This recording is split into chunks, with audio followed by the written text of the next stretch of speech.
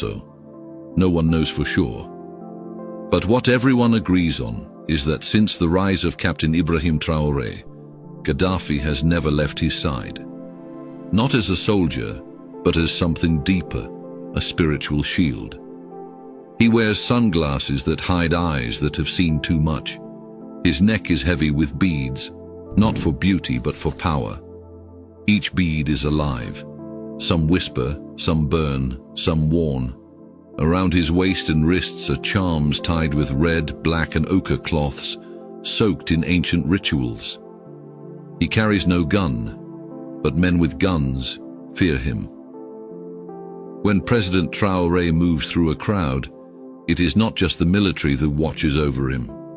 It is Gaddafi, who walks like a man but sees like a hawk, who smiles but whose presence makes even the bravest grow quiet. He is not just a protector, he is a gatekeeper between this world and the other. People in Ouagadougou say Traoré cannot be killed. Some believe it is luck, others know better. They say every bullet aimed at Traoré must first pass through a world the West does not understand, a world guarded by Gaddafi. The old mothers whisper. Even the satellites see nothing when he is near. Western powers have tried.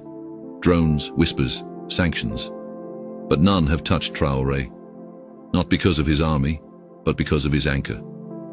That anchor is spiritual. That anchor is Gaddafi.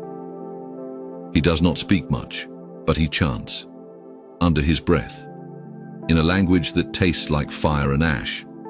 They say he speaks to the spirits of the land, the rivers, the mountains. They say he asks the ancestors to cover Traoré like fog over a hill.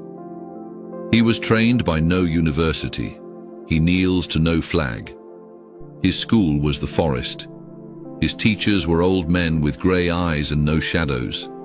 They taught him to read bones, to silence snakes, to turn sand into warning. When Gaddafi enters a room, the air tightens. Birds leave. Dogs go quiet. Some call it superstition. Some call it madness. But the West, with all its satellites, intelligence and drones, has failed. Again and again.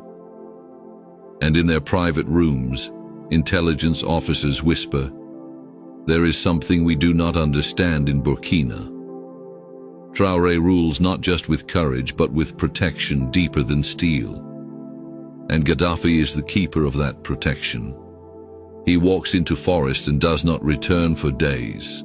When he comes back, he brings